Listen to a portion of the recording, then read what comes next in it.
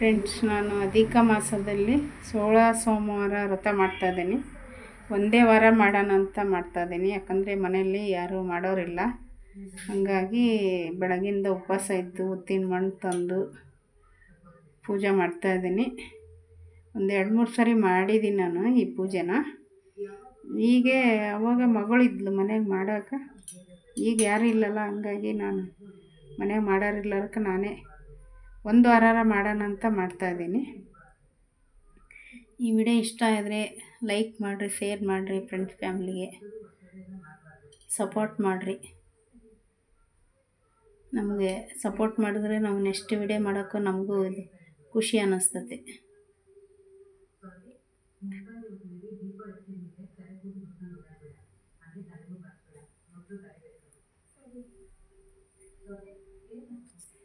ಹದಿನಾರು ಲಿಂಗಗಳು ಮಾಡಿದ್ದೀನಿ ಚಿಕ್ಕ ಚಿಕ್ಕಾಗಿ. ಸ್ವಲ್ಪ ಮಣ್ಣೆ ಉದ್ದಿನ ಮಣ್ಣು ಸ್ವಲ್ಪ ಸಿಕ್ಕಿರೋದ್ರಿಂದ ಸ್ವಲ್ಪ ಅದಕ್ಕೆ ಚಿಕ್ಕದಾಗಿ ಮಾಡಿದ್ದೀನಿ. ಫಸ್ಟ್ ಟೈಮ್ ಮಾಡಿದಾಗ ದೊಡ್ಡ ಮಾಡಿದ್ದೆ, ಅಂದರೆ ಮಣ್ಣು ಜಾಸ್ತಿ ಇತ್ತು ಅಂದರೆ ಚೆನ್ನಾಗಿ ದೊಡ್ಡವಾಗಿದ್ವು. ಈ ಸರಿ ಅದ್ರಾಗೆ ಅಡ್ಜಸ್ಟ್ ಮಾಡ್ಕೊಂಡು ಮಾಡಿದ್ದೀನಿ.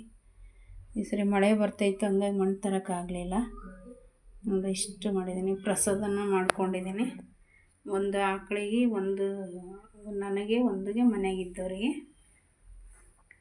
ನನಗೆ ಎಷ್ಟು ಸಾಧ್ಯನೋ ಅಷ್ಟು ಮಡಿಯಿಂದ ಮಾಡೋಕ್ಕೆ ಪ್ರಯತ್ನ ಪಟ್ಟಿದ್ದೀನಿ. ಯಾಕಂದರೆ ಭಾಳ ಮಡಿಯಿಂದ ಮಾಡ್ಬೇಕು ಈ ಪೂಜೆ ಮಾಡ್ಬೇಕಂದ್ರೆ. ಮನೆಯಲ್ಲಿ ಯಾರು ಒಬ್ಬರು ಕೆಲಸ ಮಾಡಿಕೊಡೋರಿದ್ದರೆ ಭಾಳ ಖುಷಿಯಿಂದ ಮಾಡ್ಬೋದು. ಒಂದೇ ದಿವಸ ಮಾಡೋಣ ಅಂತ ನನಗೆ ಮಾಡ್ತಾಯಿದ್ದೀನಿ.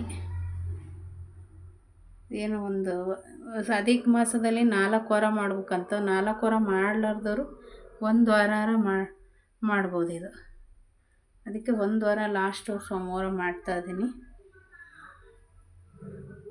ನನ್ನ ಮಗಳಿಗೂ ಸ್ಕೂಲ್ ರಜೆ ಮಾಡಿಸಿ ಮಾಡ್ತಾಯಿದ್ದೀನಿ.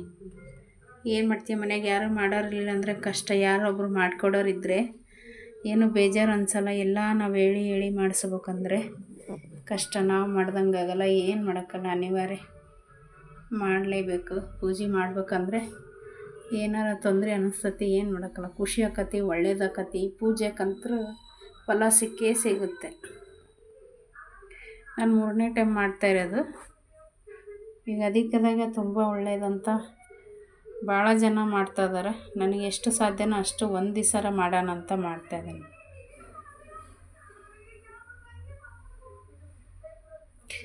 ಈ ಗೆಜ್ಜೆ ವಸ್ತ್ರ, ಇದಕ್ಕೆ ಗೆಜ್ಜೆ ವಸ್ತ್ರ ಬೇಕು.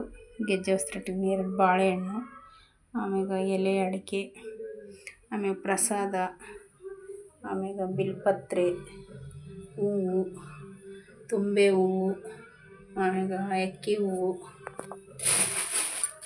ಆಮೇಲೆ ಮಲ್ಲಿಗೆ ಹೂವು, ಶಾವಂತಿಗೆ, ಆಮೇಲೆ ಇದು ಕನಕಾಂಬ್ರಿ, ಆಮೇಲೆ ರೋಜು, ಆಮೇಲೆ ಬಿಳಿ ಹೂವು, ನಂಜು ಬಟ್ಲು, ಆಮೇಲೆ ದಾಸವಾಳ ಹೂವು.